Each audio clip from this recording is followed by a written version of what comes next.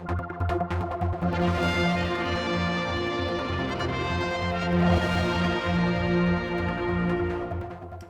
I'm with the Chief Minister. We're going to have an unusual, I think, discussion here in the sense that every time we sit here, we do a fireside chat virtually every week. When we finish, we always then have our moment to say, oh, you heard this, you heard that this week. And you've made it clear that actually maybe it's time to sort some of these things out. So I don't know what we're going to say, but you hear the rumours, they're on the forums.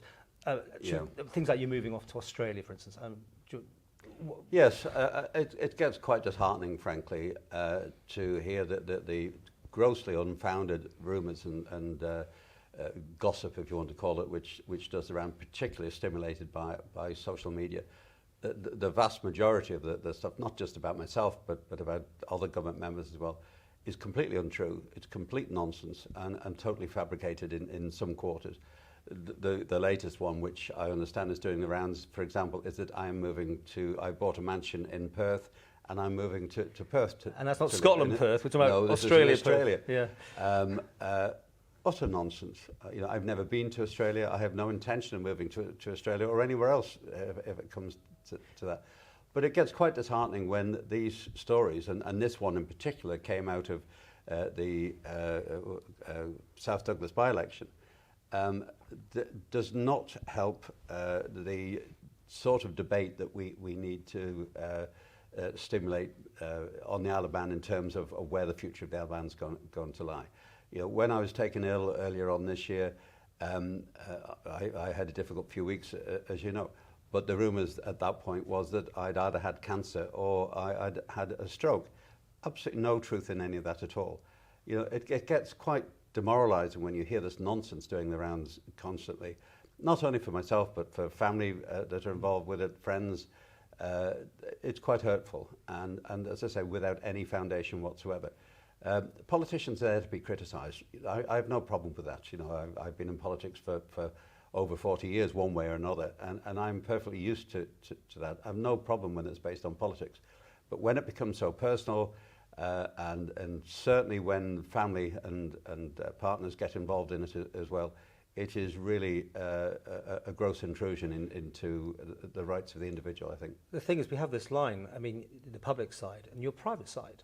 And as I said, we have a chat, we joke about these things, but we don't go on camera because, where is that line? And do we have, in the media, do we have that right to even question about it or ask about it?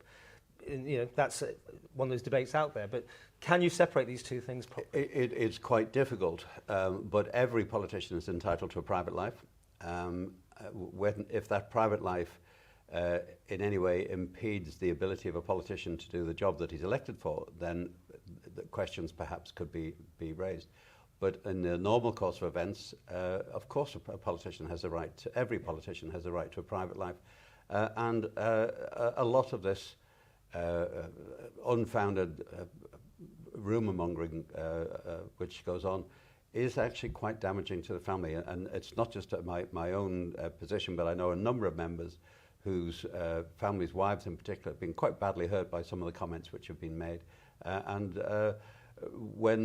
Whether you agree with the politicians or not, most politicians are working their hardest to improve the position of the Isle of Man, to help a lot of the people who elected us, our constituents in the first place.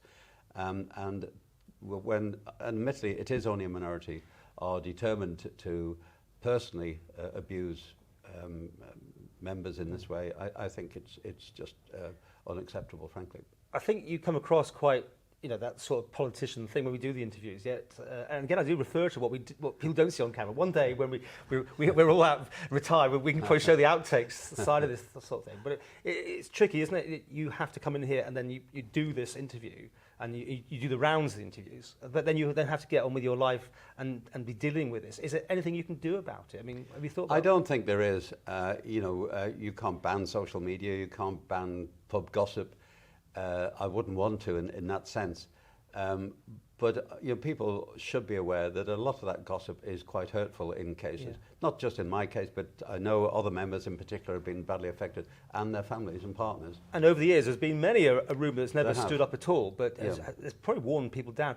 Do you think this is going to put people off actually getting involved in politics? Absolutely. There's no question about that at all. And I've had it from several people. only fairly recently who had thoughts of standing for the House of Keys next year for the general election, who have completely abandoned any thought now because of some of the bile which is churned out through social media, and they will not expose, not just themselves, but their families to that sort of abuse. Of course, there is a side that people got skeletons in their cupboards, and some things may be true which they don't want to come out, of course. Yes. People don't want to have their lives scrutinised in the public. There could well be those situations, but I've seen very little, if any, evidence of the reality of some of these rumours actually being proven. And so I think it just continues to be now a major deterrent to people coming forward. And it'll be the Isle of Man which will suffer in the long term. It's been interesting when we've had about government rumours about they're going to do X, Y, Z, and we've often touched on that on these Friday interviews. Yes. And that's normally shut it down, actually, because you're responding to that sort of thing. It's just that you can't go into your private life, otherwise you'd be batting off all sorts. Absolutely. You know, I don't intend to do that, and this is a one-off interview. I'm not going to whinge every week about it. No. You know, we expect speculation about government priorities, government policy for the future, issues perhaps which have not turned out the way we might have hoped, projects which have gone wrong on occasions. That's the normal political process. I have absolutely no problem with that. As I say, that people will always disagree. We will never get 100% agreement on any issues going forward. So I fully expect that's part of political debate. It's healthy, and it keeps us on our toes, and it keeps government transparent. I have no problem with that at all. But there is a dividing line between what we are charged to deliver for the public and the private life of individuals. And I'm not just talking about myself now. I'm repeating concerns expressed by many members who have been on the receiving end of totally unfounded nonsense, which is quite hurtful to the families. Well, I mean, there's some things I couldn't even bring myself to even discuss with you, but you're basically saying everything that you've seen is nonsense. Is that what you're saying? Yes, absolutely. I just wish that the creativity of some of the people who produce these rumours could be channeled into something more constructive. I think the Isle of Man would be a lot better off. You're being trolled then, aren't you? Yes. Along with many other members as well. It's not just you think it's a few people who just... I do, yes. Any ideas? Yeah. Or I mean, could you take legal action even? No, I've had to take action in one particular instance, but no, that's not what I'm complaining about. It's just a concern that this relentless tsunami at times of utter nonsense which is generated is having a detrimental effect on our ability to attract the right quality of candidate to come forward for the election next year. I've got clear evidence of that from people who've explained to me they won't get involved anymore. And it worries me for the long-term future of the Isle of Man. If this is the direction we're going to travel in, then there will be a cost to be paid, not necessarily by me, but certainly by future representation from new members. Somebody tried to say if you can't take the heat, get out of the kitchen, of course. I've been in the kitchen for so long, the heat doesn't bother me at all. I'm very welcoming heat. It doesn't bother me in the slightest. That's not the point I'm making.